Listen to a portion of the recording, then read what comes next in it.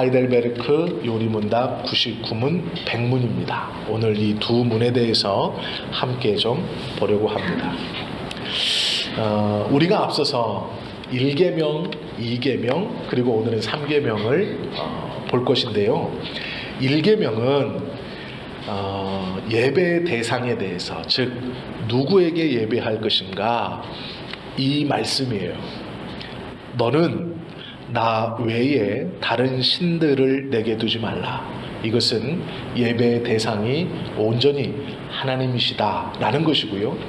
제2계명, 어떻게 예배할 것인가, 예배의 방식입니다. 그것은 너를 위하여 새긴 우상을 만들지 말고, 또 위로 하늘에 있는 것이나 아래로 땅에 있는 것이나 땅 아래 물속에 있는 것에 어떤 형상도 만들지 말며 그것들에게 절하지 말며 그것들을 섬기지 말라 말씀하셨죠. 즉 예배의 방식은 하나님께서 정해주신 대로 예배의 방식대로 드리는 것이 온전한 방식이고요. 오늘은 예배의 태도입니다. 그럼 제1계명을 통해 하나님만을 예배하는, 하나님이 우리의 예배의 대상이라는 것을 우리가 배웠고, 2계명을 통해서 어떠한 방식으로, 즉 나를 위하여 돌로 깎아 만든 것에, 그것이 어떠한 모양이든 그것에 절하고 그것을 섬겨 너의 신앙, 너의 맘대로의 예배의 형식이 아니라 내가 말한 대로 예배를 드려야 할 것이다 라는 것을 배웠고, 오늘은 3계명을 통해서 태도에 대해서 배울 겁니다. 어떠한 마음으로 하나님을 예배하는 것이 맞는가 라는 것이죠. 그러면서 하나님께서는요, 망령되이 일컫지 말라 이렇게 말씀하세요. 무엇을 망령되이 일컫지 마는 것이냐? 하나님의 이름입니다. 우리가 알고 있는 것처럼 한 가지 좀 생각해 봐야 됩니다. 이름이라는 것은 뭐 한국 사람들은 보통 세 글자죠. 저의 이름은 정현진입니다. 저를 아는 사람들이 저의 이름을 정현진이라고 부르면 그 이름 속에 그 개인에게 저에 대한 모든 이미지와 형상들이 딱 정리가 됩니다. 즉 우리 권사님이 정현진 목사님 했을 때는 권사님의 머릿속에, 또 마음속에, 심령 속에 정현진 목사라는 사람이 딱 그려집니다. 그 형태와 모양이 잡혀요. 그리고 그의 성질과 기질이 잡힙니다. 그의 느낌이 그 이름 안에 들어가 있는 거예요. 이름이라는 것은 그런 겁니다. 내가 누군가의 이름을 알고 그 사람을 안다는 것, 그 사람의 이름을 부른다는 것은 그 이름 속에 그 사람의 모든 것을 담겨 있고 내가 이해하는 그 사람의 모든 것이 그 이름 안에 들어 있습니다. 그래서 우리는요, 어떤 사람의 이름을 들으면 기분이 좋아요. 왜 그럴까요? 이름은 단순히 소리인데 기분이 좋습니다. 어떨 때는요, 떨리기도 해요. 왜요? 그 이름 속에 그 사람에 대한 나의 마음이 들어가 있기 때문에 그렇습니다. 반대로 어떤 사람의 이름을 들으면 기분이 나빠요. 단지 소리일 뿐인데 기분이 나쁩니다. 왜 그럴까요? 그 이름 안에 그 사람의 감정이, 나의 감정이 그 이름 안에 들어가 있기 때문에 그렇다라는 거예요. 우리가 이것을 잘 생각해 보면 하나님이 우리 보고 내 이름을 망령되이 일컫지 말라라는 말씀이 무슨 말인가 어렴풋이 감을 잡을 수 있습니다. 하나님이 싫어하는 것 중 하나가 이름을 망령되이 일컫는 거예요. 그러면 성경에서 말씀하시는 망령되게라는 뜻이 있습니다. 크게 세 가지인데요. 첫 번째는 헛되이입니다. 여기에 이 망령되이라는 것에 오해하시면 안 되는 게요, 우리가 이제 나이가 많은 한 80, 지금은 90 이렇게 되면 했던 말을 또 하고 자기가 했던 말을 잊어버리고 막 이런 분들 뭐 걸렸다 그래요? 속된 말로 치매 걸렸다 그러고, 더 속된 말로, 치매는 속된 말이 아니에요. 의학용어니까 노막 났다 그러잖아요. 망령 났어 이렇게 합니다. 그 망령과 이 망령이 같은 뜻일까요? 다른 뜻일까요? 다른 뜻이에요. 예. 그러니까 정신없이 이렇게 하는 그 행동이나 되풀이되는 말을 하는 사람을 보고 우리는 망령났다라고 그러는데요. 그 망령과 이 망령은 전혀 다른 말이에요. 하나님께서 내 이름을 망령되이 일컫지 말라라는 것에는 큰 세 가지 뜻이 있는데, 첫 번째가 헛되이입니다. 즉 이렇게 해석하시면 돼요. 내 이름을 헛되이 부르지 말라라는 거예요. 사람들이 이 헛되다는 말을요, 성경에서는 어느 때 쓰고 있냐면 우상 숭배나 우상 앞에 꼭 쓰고 있습니다. 즉 무엇이냐면 너희는 헛된 우상을 섬기지 말라, 이런 말씀하시고 있고, 헛되이 열심을 내지 말라, 이게 다 뭐냐면 우상 숭배하는 자들 앞이나 우상 앞에 붙여있는 호칭 같은 겁니다. 그 모든 것이 다 헛된 것이라는 것이 붙어 있어요. 그러면 하나님의 이름 앞에 헛되이 하나님의 이름을 붙인다는 것은 무슨 뜻일까요? 내가 우상의 이름을 부르듯이 하나님의 이름을 부르신다라는 뜻이에요. 그것을 하나님이 싫어하신다라는 겁니다. 즉 헛되이 부른다라는 것은 정확하게 말하면 내 욕심을 위해서 하나님의 이름을 부르는 행위예요. 성경에 보면 사람들이 우상을 섬기는 이유는 하나입니다. 그 우상을 위해서가 아니에요. 우상을 섬기는 이유는 자기 자신을 위해서입니다. 하나님께서 이 계명에 너는 너를 위하여 새긴 우상을 만들지 말라 말씀하셨어요. 우리는 핑계대기를 하나님을 더 잘 섬기기 위해서 십자가를 만들었습니다, 이렇게 말해요. 그런데 하나님께서는 그 십자가도 우상이 될 수 있다 말씀하시는 거예요. 왜요? 그 십자가를 왜 만들었어요?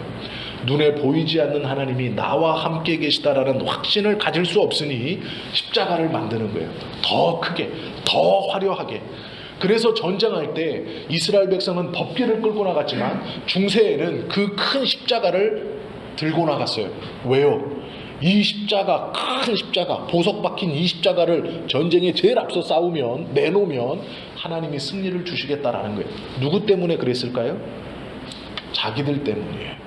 전쟁에 나가는 자기들의 불안감을 해소시키기 위해서요. 우리가 십자가 목걸이를 다 하는 이런 마음으로 하진 않지만 목걸이를 하는 이유가 뭘까요? 내가 그리스도인이라는 것을 보여주고 내가 그리스도인이지 라는 확신을 갖는 것도 있어요. 그러나 혹여 잘못하면 내가 이것을 하고 있으니 하나님이 나를 지켜주시겠지, 이런 부족과 같이 십자가 목걸이를 할 수도 있는 거예요. 그것은 누굴 위한 거예요? 날 위한 거다라는 거예요. 그것이 우상이다라는 겁니다. 즉 하나님을 섬기는 데 있어서 내 만족 때문에 섬기는 것은 헛된 일이라고 말씀하시는 겁니다. 우상을 섬기는 모든 사람들의 첫 번째 이유는 자기 자신을 위해서, 자신의 행복을 위해서, 자신의 배부름을 위해서라는 것이에요. 제3계명에서 우상을 섬기든 헛되이 내 이름을 부르지 말라. 즉 이 말은 하나님을 섬기는 것은 하나님의 말씀과 하나님의 법대로 섬겨야지, 너의 편의를 위해서 네 마음대로 우상을 섬기는 마음으로 나를 섬겨서는 안 된다. 그것은 헛것이다 말씀하시는 거예요. 우상을 섬기는 심정으로 자기의 행복을 위해서 하나님의 이름을 부르는 것, 그것은 헛것이다. 그렇게 불러서는 안 된다라는 말씀이에요. 이 망령되이의 첫 번째 뜻은 이 헛되이 부르는 것입니다. 두 번째는 거짓되게 부른다라는 뜻도 있어요. 거짓 맹세하지 말라고 할 때에 거짓된이라는 이 단어는요, 오늘 우리가 읽었던 망령되다라는 단어와 같은 뜻입니다. 같은 단어예요. 그런데 여기서는 망령되이 부르지 말라라고 번역했고, 나중에 뒤에 가서는 거짓 증거하지 말라라고 번역된 거예요. 이게 원어적으로 같은 뜻입니다. 그래서 이 망령되이에는 거짓되이 부르다라는 말이 들어있는 겁니다. 이것은 무엇이냐면 자기의 욕심을 위해서 하나님의 이름을 남발하는 거예요. 자기의 손해가 나지 않기 위해서 하나님의 이름을 부르는 거예요. 즉 이런 거죠. 이거 500원이야. 나 예수 믿잖아. 믿고 사. 이해되시죠? 그게 거짓되이 부르는 거예요. 상대방에게 나의 신뢰와 나에게 있는 믿음을 더 증가시키기 위해서, 즉 그걸 왜 하냐면 나의 이득을 위해서 하나님의 이름을 부르는 것, 그것을 들먹이는 것, 이것이 거짓되다라는 거예요. 이것은 매우 심각한 것입니다. 또 세 번째 뜻이 있어요. 이 뜻이 가볍게라는 뜻입니다. 망령되이 부르지 말라는 뜻의 첫 번째는 거짓되이 부르지 말라, 헛되이 부르지 말라라는 것이고요. 두 번째는 거짓되이 부르지 말라고, 세 번째가 가볍게 부르지 말라라는 거예요.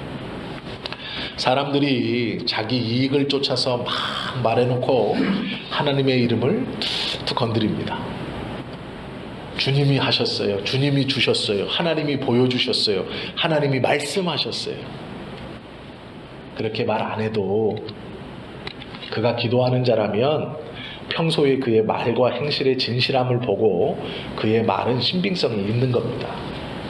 하나님이 말씀하셨어요. 하나님이 나에게 주셨어요라고 하지 않으셔도 그의 평소의 행실과 삶의 태도를 보면 그 사람이 하나님 앞에서 어떻게 살아가는지를 우리는 다 알고 있잖아요. 우리 교회에는 없지만 그런 분들 많아요. 하나님이 어제 저에게 말씀하셨어요. 그럼 물어봐야 돼요. 아, 어제 성경 어디 읽으셨어요? 이렇게 물어봐야 돼요. 하나님은 제일 먼저 뭘로 말씀하시는데요? 말씀으로 말씀하시거든요. 그럼 말씀을 읽지 않았는데 말씀을 들었다고 말하는 건 자기가 듣고 싶은 대로 들었거나 자기가 듣고 싶은 걸 생각하는 겁니다. 그런데 너무 쉽게 하나님이 말씀하셨대요. 하나님이 말씀하시면 정말로 죄송스럽지만 하나님이 말씀하시면요 손해를 보게 돼 있습니다. 개인의 입장에서. 그래서 어떤 사람들은 의도적으로 하나님의 말씀을 들으려고 안 해요. 제가 중국에 있을 때 재미있는 분이 하나 오셨어요. 자기는 기도하지 않는데요. 그래서 왜 기도를 안 하십니까? 그랬더니 자녀에 대한 기도를 안 한대요. 나이가 좀 지긋하신 분이었는데 교회를 위해서도 기도하고 목회자를 위해서도 기도하고 이 풍기는 풍채는 참 선하게 보이세요. 그리고 기품도 있어요. 그런데 이렇게 대화를 하는 중에 목사님 저는 자녀에 대해서 기도하지 않습니다. 그래서 왜요? 그랬더니 자기 자녀가 일본에서 박사학위 공부를 하고 있대요. 그래서 자기가 한국에서 하나님 우리 아들이 형통하게 해주시고 주님의 뜻에 순종하게 해주세요라고 기도하면 어김없이 전화가 온대요. 엄마 나 이거 공부하는 거 그만둘래. 나 신학을 할까? 이런대요. 그걸 몇 번 겪고 나서 기도하지 않는데요. 그러면 생각해 보세요. 이 분의 기도 속에 자기의 자녀가 하나님의 뜻 안에서 성공하는 건 뭐 하는 거예요? 일본에서 박사학위를 따는 거예요. 자기 생각에. 그게 자기 아들의 출세와 자기의 자랑이 되는 거예요. 그런데 자기가 기도하면 이 아들이 그거 힘들다고 그만두고 한국에 돌아와서 신학을 할까? 이런 말을 한다는 거예요. 그게 싫은 거죠. 박사학위 따는 거 그만두고 신학을 공부해서 목사가 되려고 하는 게 좋은 걸까요? 싫은 걸까요? 싫은 거죠. 그렇기 때문에 기도하지 않는데요. 하나님께 맡겼대요. 그건 맡긴 게 아니에요. 그죠? 두려워하는 거잖아요, 지금. 자기가 가르쳤고 유학까지 보내놓았고 이제 박사가 될 거라고 처음 보는 목사인 저에게 일본에서 박사학위 하고 있다고. 자랑인 거예요. 이미 자기 아들은 자기에게 포기할 수 없는 거예요. 그런데 자기가 그 아들을 위해서 간절히 기도하면 그걸 포기한다고 말하니까 기도하지 않는 거예요. 제가 저희 성도님 같았으면 정확하게 얘기해 줬을 거예요. 그런데 그냥 한 주 예배하고 가는 분이라 아 예 하고 속으로 아 별난 분이 다 있구나 라고 생각을 했어요. 그러면서 처음 보는 목회자한테 이렇게 잘하는 거예요. 왜 잘할까요? 왜 잘할까요? 내가 이렇게 잘해야 내 아들 박사학위 딸 거 아니에요. 지금 이 동기가 이해가 되시죠? 그 저를 처음 봤는데 막 밥도 사주시고 막 그러시더라고요. 그래서 왜 이렇게 잘하시나 했더니 그게 두려운 거라. 자기 아들이 박사학위 그만둔다고 할까 봐. 그럼 이제 혼자 생각하셨겠죠. 아 내가 내 아들을 위해서 기도하는 건 멈추고 하나님의 종인 목회자를 잘 섬겨야겠다. 그러면 하나님이 박사학위 잘 따게 해주겠지. 누굴 위해서예요? 자기를 위해서예요. 이것이 가볍게입니다. 이게 가볍게예요. 정말로 그가 하나님의 은혜를 아는 사람이라면 그 아들이 그렇게 말하는 게 중요한 게 아니죠. 아들을 위해서 충분히 기도하고 그 애끓는 마음으로 하나님 앞에 온전히 기도하고 하나님께서 이끄심의 역사에 대해서 인정을 해야죠. 근데 그렇게 변화될까봐 겁은 나고 하나님은 믿고 있다고 생각하고 자기의 세상적 체면과 자랑은 포기할 수 없는 거예요. 그런데 그 일 앞에 하나님의 이름을 거론한다는 거예요. 이것이 가볍게입니다. 가볍게.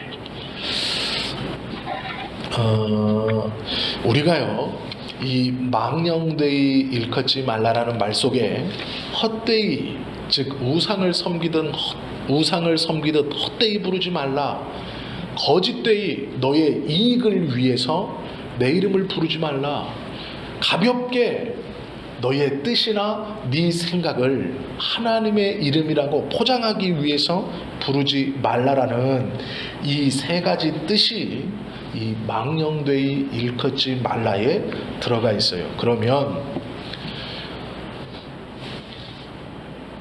헛되이 부르지도 말고 거짓되이 부르지도 말고 가볍게 부르지도 말아야 될 그 이름의 뜻이 과연 무엇이길래 이렇게 말씀하시는가를 우리가 좀 알면 이해가 됩니다. 제가 금요일에 말씀을 드렸던 것 같은데 성경은요, 분명하게 우리에게 보여주신 해석 가능한 확실한 말씀으로 확실하지 않은 말씀을 해석하는 겁니다. 이게 바른 해석이에요. 즉, 잘 모르는 것을 가지고 잘 아는 것을 거꾸로 해석하는 것이 아니고요. 많은 사람들이 이렇게 해석을 해요.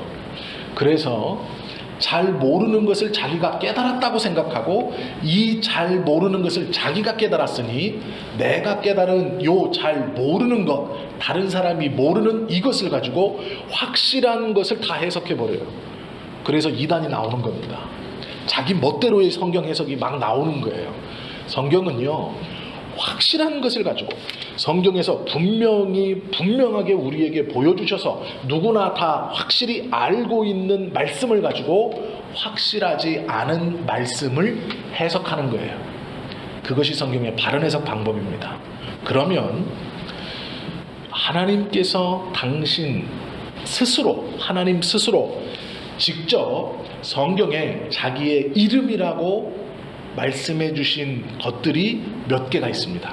그런데 이 이름이라는 것으로 불려지는 하나님은 그 이름으로 우리처럼 정현진 하면 떠오르는 그 모든 것처럼 하나로 딱 조각할 수 없습니다. 왜 그러냐면 하나님은요, 당신의 이름을 그때 필요에 따라 알려주는데 그것은 그분의 능력일 수도 있고 그분의 상태일 수도 있고 그분의 성질일 수도 있고 그분의 속성일 수도 있어요. 이 모든 것을 표현하는 이름은 없습니다. 우리에게 알려주신 적이 없어요. 병 고치시는 하나님 여호와 라파, 이게 이름이 아니에요. 병 고치심의 능력을 보이시는 하나님의 능력을 라파라고 표현한 거예요. 그렇죠? 이건 이름이 아닙니다. 여호와 이레도 마찬가지예요. 준비시켜 주시는 하나님이시지 그것이 하나님의 이름이 아니에요. 근데 우리는 이름이라고 막 생각하고 부르잖아요. 아닙니다. 하나님의 능력 중 한 부분이에요. 그런데 하나님이요, 이 모든 능력을 통틀어서 가장 먼저 그리고 가장 포괄적으로 알려주신 이름이 하나 있어요. 우리가 너무나 잘 아는 여호와라는 겁니다. 이 야훼라고 부르는 이 여호와라는 이름은 하나님께서 모세에게 직접 이 모든 것을 총괄하여 제일 먼저 말씀해 주신 이름이에요. 제일 먼저 말씀해 주신 당신의 상태예요. 즉, 이 여호와라는 말은 제가 몇 번씩 말씀드렸죠. 여호와는 하나님께서 직접적으로 여호와라고 말씀하신 게 아니에요. 뭐라고 말씀하시냐면 에흐해 아쉐 에흐해, 이게 하나님이 모세에게 들려주신 이름입니다. 에흐해 아쉐 에흐해. 이 말을 유대인 보고 말해보세요. 영어 표현으로 말고 유대인들한테 여호와의 이름을 말해보세요. 그럼 얘기 못합니다. 이게 지금 한국인이니까 이 말을 하고 있는 거예요. 유대인들은 이 발음을 못해요. 이 발음을 못하는 게 아니라 이 이름을 들으면 죽는다고 생각합니다. 죄인인 우리가 하나님의 이름, 여호와 하나님의 이름을 어떻게 그렇게 발음할 수 있느냐라고 해서 두려워하는 거예요. 그런데 우리가 그 이름을 발음할 수 있는 이유는 뭐냐면 부르라고 알려주셨기 때문이에요. 그렇잖아요. 이름을 알려주는 건 부르라고 알려준 거예요. 부르라고. 당신이 누구입니까? 라고 했더니 영어식 표현 빼고 에흐에 아쉐르 에흐에, 에흐에 아쉐 에흐에라고 알려주셨어요. 그러면 모세가 이 에흐해 아쉐르 에흐해 이 음성이 들려질 때 모세가 땅바닥에 엎드려서요 확신했을 겁니다. 왜 확신했느냐? 이 이름의 뜻이 놀라운 뜻이에요. 그게 무엇이냐면 이 이름의 뜻은요, 에흐해, 나는 무엇이다. 아쉐르, 이것은 정관사입니다. 그래서 딱 지시하는 거예요. 나는 그 한 명이다, 뭐 이런 뜻이에요. 나는 나다, 이런 뜻입니다. 비교하지 못한다, 이런 뜻이에요. 그러면 무슨 말이냐면 이게 나는 여호와인데, 에흐해 아쉐르 에흐해인데 모세가 이걸 딱 들으면 어떤 뜻이냐면 우리말로 바꾸면 나는 너와 함께 있다, 이런 뜻이에요. 당신의 이름이 무엇입니까? 네가 어찌하여 나의 이름을 묻느냐? 나는 너와 함께 있다, 이 뜻입니다. 그리고 두 번째 뜻이 나는 스스로 있다, 즉 나는 나다 라고 물으시는 거예요. 네가 감히 부를 이름이 나에게는 없다는 거예요. 즉 이름이라는 것 안에 감추어질, 가둬질 그러한 존재가 아니다라는 거예요. 이름은요 피조물만 갖고 있는 겁니다. 창조자는 이름이 없어요. 왜요? 만든 사람이 없기 때문에 그렇습니다. 이름은 피조물만 갖고 있는 겁니다. 창조자에게는 이름이 붙여질 수 없어요. 왜 붙여질 수 없을까요? 만든 분이 없기 때문이에요. 만든 사람이 붙여야 되는데 만든 분이 없기에 창조자는 이름이 없어요. 그래서 본인의 이름을 그때 말씀하실 수 있는 거예요. 이게 이해가 되세요? 자, 우리는요 내 한 번 지어진 이름을 마음대로 바꿔서 내가 이곳에 가서 제 이름은 A입니다. 저곳에 가서 제 이름은 B입니다. 이렇게 말은 할 수 있지만 그렇게 말하면 이곳에서 저는 A가 되고 이곳에서 저는 B가 되는 게 아니에요. 이곳에서도 저는 A고 이곳에서도 원래 저는 A예요. 그런데 자기가 B라고 말하면 나중에 이 두 그룹이 만났을 때 오해가 생깁니다. 왜요? 사람은 하나인데 여기서는 A, 여기서는 B. 그럼 제가 뭐가 돼요? 사기꾼이 되는 거예요. 당신 알고 봤더니 이름이 A라면서 왜 B라고 얘기해요? 제가 상황과 여건상 가명을 썼습니다. 사람은 그게 안 통하는 거예요. 사기꾼만 그렇게 합니다. 자기 정체를 숨길 때. 그렇죠? 그런데 하나님은요 이곳에서 여호와라고 알려주시고 이것에서 말할 때 나의 이름은 질투다 라고도 말씀하세요. 나의 이름은 평화다 라고도 말씀하세요. 나의 이름은 사랑이다 라고도 말씀하세요. 그런데 그 모든 게 다 하나님이신 거예요. 왜요? 하나님은요 하나의 이름, 하나의 단어로 종속되지가 않는 분이기 때문에 그래요. 당신이 스스로 존재하는 창조자이시기에 당신의 이름을 당신은 마음대로 붙일 수 있어요. 마음대로 알려주실 수 있어요. 왜요? 알려주신 그 이름이 진리이기 때문에 그렇습니다. 이것이 창조자 하나님의 권능이세요. 그런데 그 하나님께서 처음 알려주신 이름이 여호와예요. 나는 너희와 함께 있다 라는 뜻입니다. 모세가 이것을 들었을 때 그는 확신했을 겁니다. 하나님, 나와 함께 계신, 우리와 함께 계신 이 하나님이 주신 언약을 우리가 무조건 지켜야 한다 라는 것을 그는 이름을 듣는 순간 알았어요. 왜요?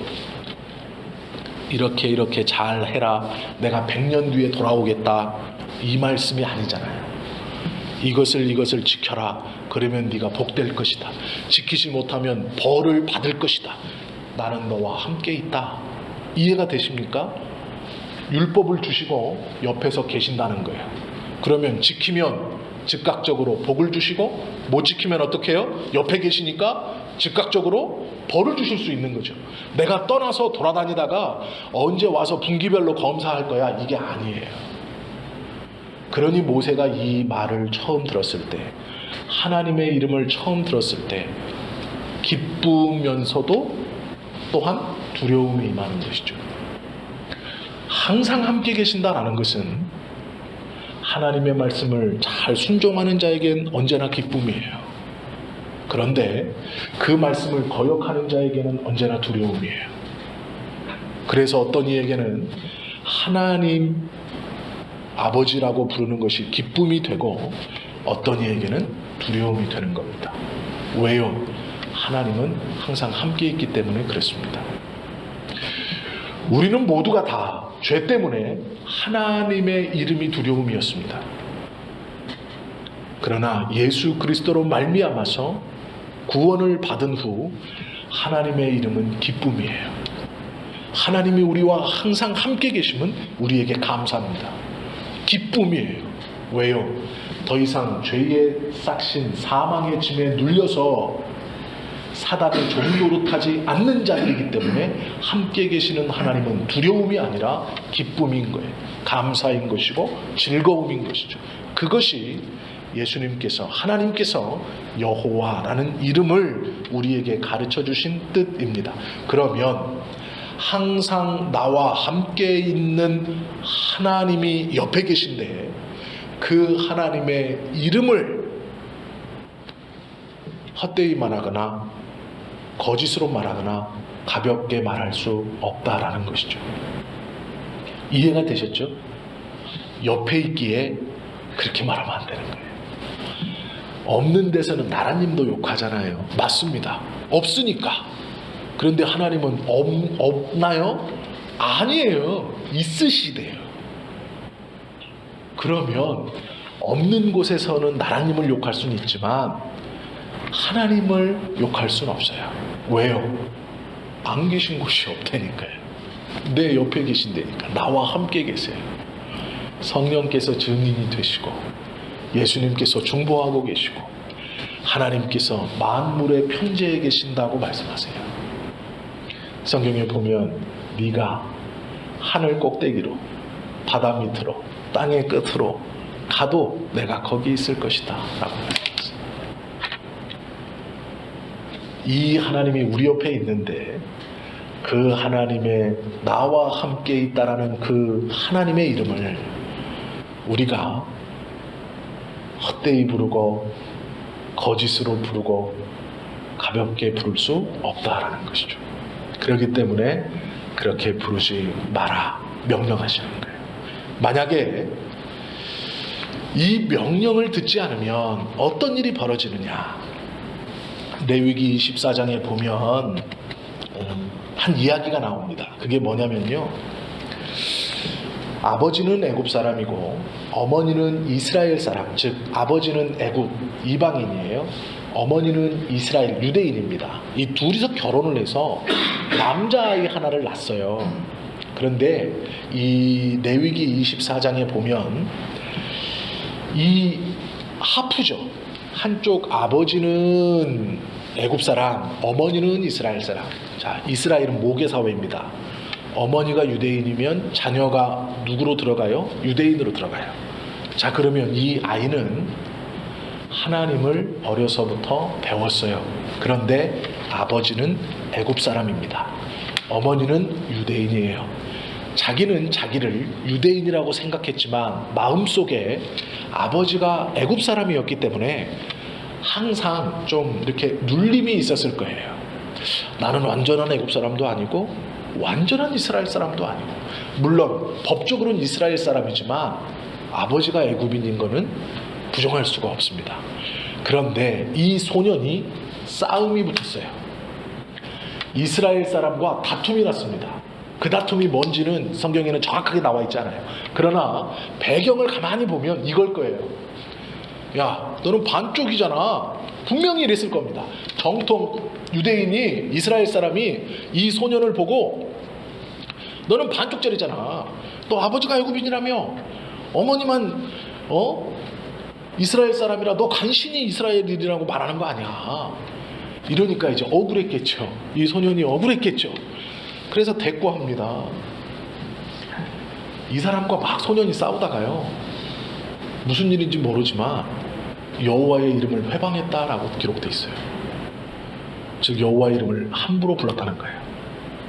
그런데 그리고 나서 16절에 붙는 게 있어요. 뭐라고 붙냐면, 요 소년의 사건이 기록되어 있은 다음에 그 다음에 붙는 말씀이 이 말씀입니다. 여호와의 이름을 회방하면 그를 반드시 죽일지니 온 회중이 돌로 그를 칠 것이라. 외국인이든지 본토인이라든지 여호와의 이름을 회방하면 그를 죽일지니라. 이렇게 돼 있어요. 여기서 외국인은 왜 들어있을까요? 이의 아버지가 누구예요? 애굽 사람이에요. 어머니는 본토인이죠. 즉 여호와의 이름을 회방하면 이 소년도 회중이 돌로 쳐 죽이고, 그의 아버지 외국인이든지 그의 어머니 본토인이라도 돌로 쳐 죽여라라고 명령하세요. 이유는 한 가지입니다. 여호와의 이름을 회방한 거예요. 즉 망령되이 일컬었기 때문이에요. 이것은 용서받지 못하는 죄예요. 여호와의 이름을 회방하는 것은 용서받을 수 없는 죄입니다. 마태복음 12장 31절에 보면 예수님께서 친히 이렇게 말씀하셨어요. 우리가 다 아는 말씀인데, 다른 죄는 사함을 받지만 성령을 회방하는 죄는 사하심을 얻지 못한다 라고 되어 있어요. 성령을 회방하는 자는 사하심을 얻지 못한다. 히브리서 10장 26절에서 31절까지 내용을 쭉 보면 뭐라고 되어 있냐면, 그리스도의 십자가에 대해서 현저하게 욕을 보이는 사람, 이 사람은 죄사함을 다시 얻을 수 없다라고 기록하고 있습니다. 즉 예수님의 십자가의 사건에 대해서 비난되고 모독하는 사람. 그런데 여기서 중요한 말이 있어요.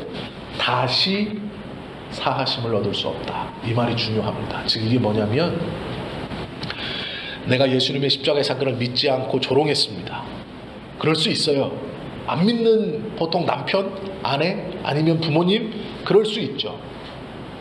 그러면 그렇게 조롱한 사람이 다시 용서받지 못한, 아니에요. 그런 말이 아니고요. 그가 십자가를 회방하고 조롱했어요.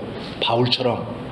그런데 하나님이 그를 붙들어 십자가의 은혜가 무엇인가를 경험케 하신 거예요. 그러면 죽음에서 생명으로 옮겨졌어요.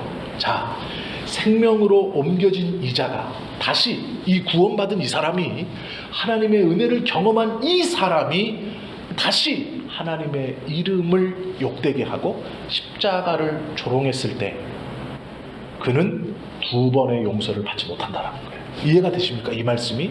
자, 구약에 가면 이스라엘 백성들이 출애굽을 해가지고요, 홍해를 건너면서 하나님의 이름을 막 노래합니다. 막 찬양해요. 소고치고 춤추고, 막 미리암이 나와서 막 찬송하니까 여인들이 그 홍해 갈라진 그 건너가서 이제 막 찬송하는 거예요.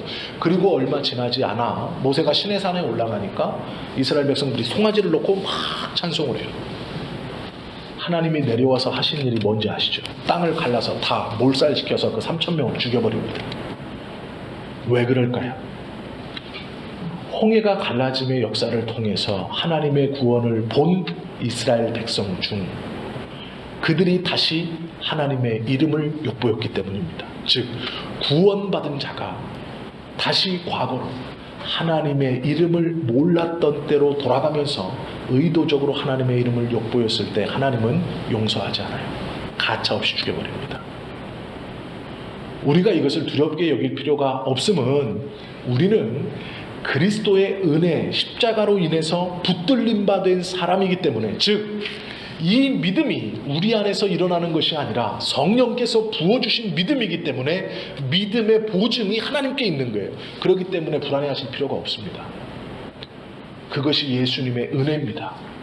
그 믿음조차도 하나님께서 보증해 주시는 믿음이에요. 우리가 어떻게 하는 게 아닙니다. 그래서 두려워하실 필요가 전혀 없어요. 그러나 바울을 가만히 보세요.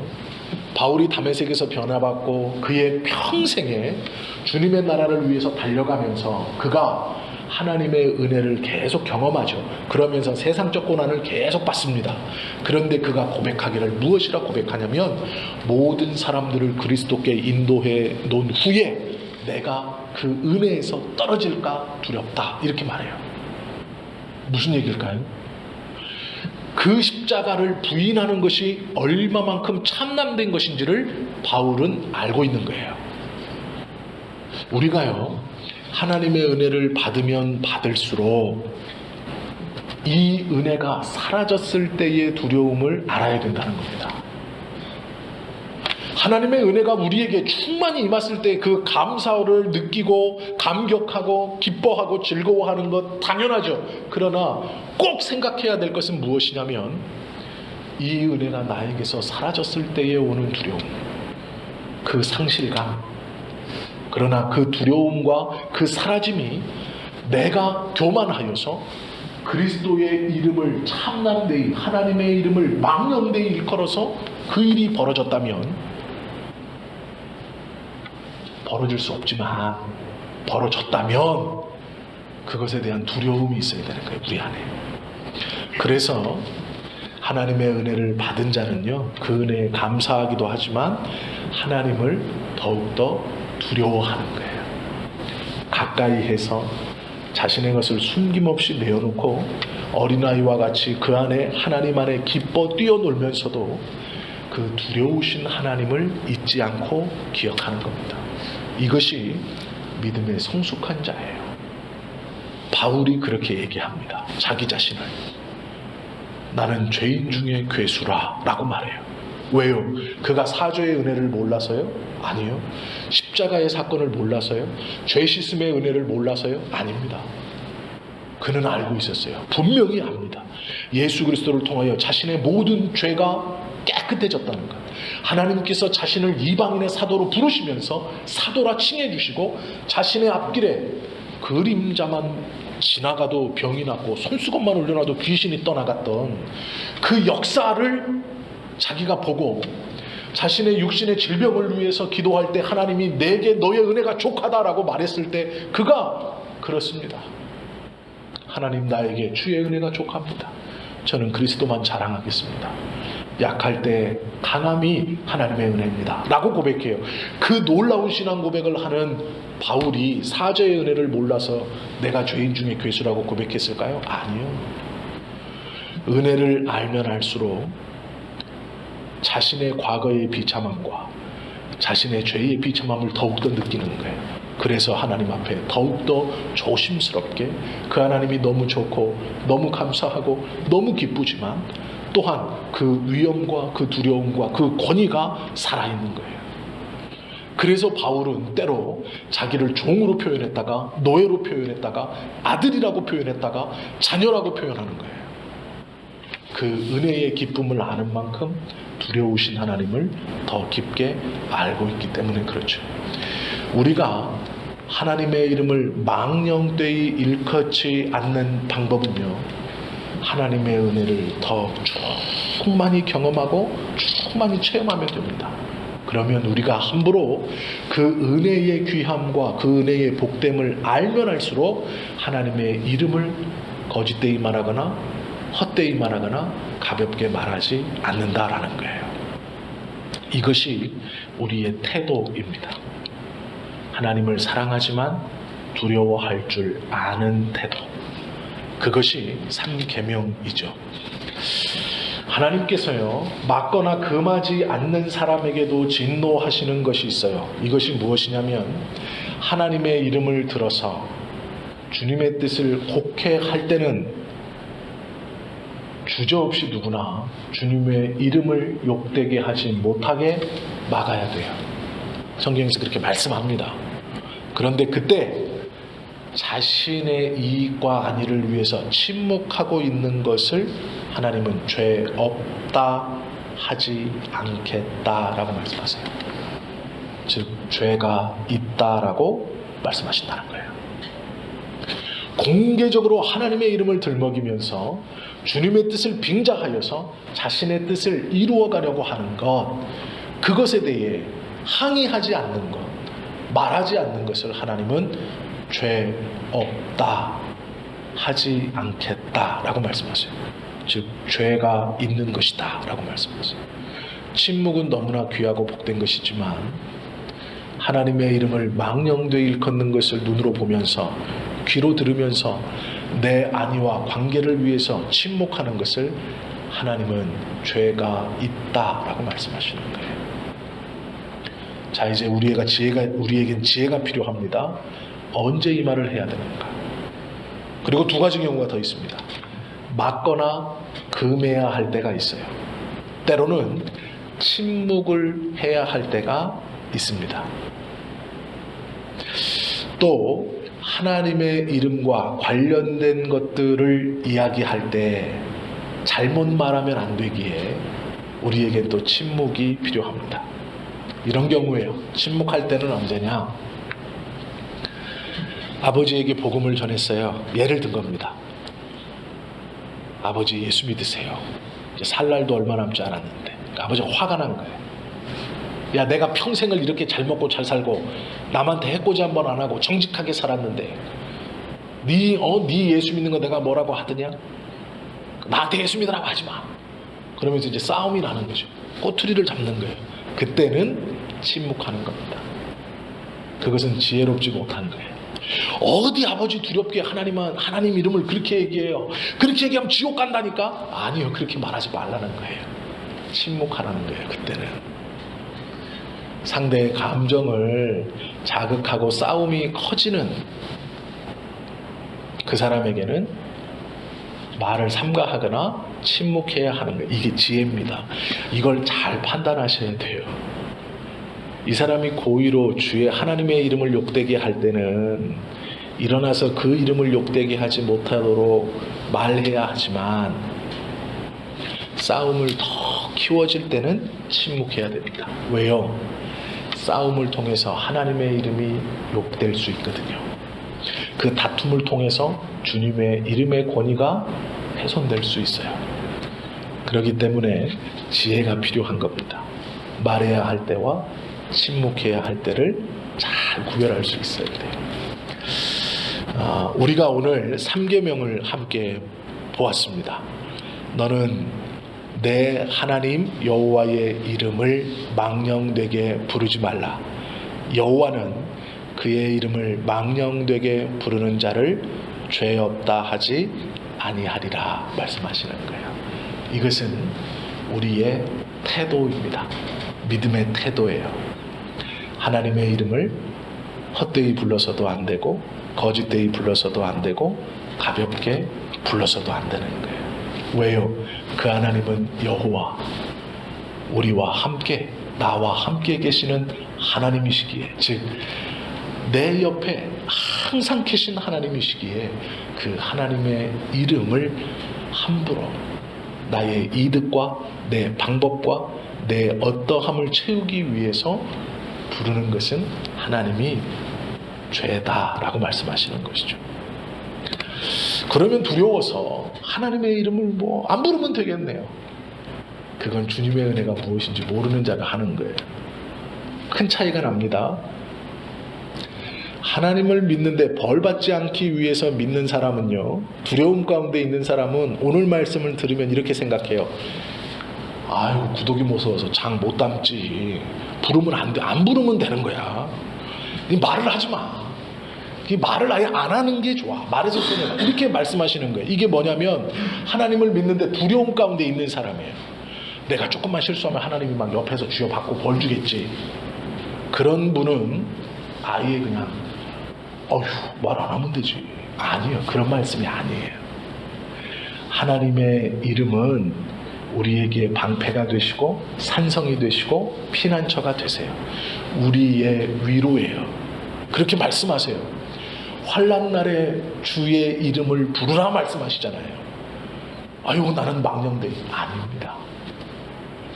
우리의 이득과 내 마음의 무엇을 채우기 위해 부르는 그 예배와 그것을 금하라라는 것이지 하지 말라라는 것이지, 우리가 아버지 앞에 친숙하게 나아가기 위해서 하나님이 직접 알려주신 그 귀한 이름을 가까이 하고 부르고 그 이름을 기쁘게 감사함으로 찬송하는 것이지, 그것은 해야 하는 것이죠. 모든 곳에서 부르지 마라, 쓰지 마라, 그냥 까딱 잘못하면 이게 뭐 다친다, 이런 개념이 아닙니다. 그래서 우리가 두려움 가운데 있을 필요는 없습니다. 우리의 태도는 알려주신 그 이름을 찬송하며 높이며 경배하는 일에 즐겁게 사용하면 되는 거예요. 그 이름을 나의 욕심, 내 처세, 내 만족을 위해서 헛되이 가볍게 거짓되게 부르지 말라고 말씀하시는 거예요. 이 말씀은 항상 함께 계시는 그 하나님과 나와의 긴밀한 관계를 위해서 주시는 말씀이지, 아예 관계를 끊고 이름을 아예 그냥 생각도 하지 말아라, 너 까딱 잘못하면 다치고 죽고 해코지 당한다, 그게 아닙니다. 그것은 귀신을 섬기는 사람들이 보이는 행동이에요. 두려워서 갖다 주고 두려워서 부족 쓰고 두려워서 하는 것은 우상 숭배입니다. 오히려 그렇게 하나님을 보면 그것은 죄다라고 하나님이 말씀하시는 거예요. 오늘 이 세 번째 계명이 말씀하시는 것이 무엇인가를 우리가 꼭 깨닫고 그의 이름에 감사함으로 나아가시는, 그리하여 두려움이 아닌 기쁨과 감사함으로 우리의 입에서 항상 아버지 하나님의 이름인 그 여호와 하나님, 함께 계시는 하나님을 찬송하고 그 기쁨을 누리며 살아가시는 저와 여러분 되시기를 예수님의 이름으로 축원합니다. 기도하시겠습니다.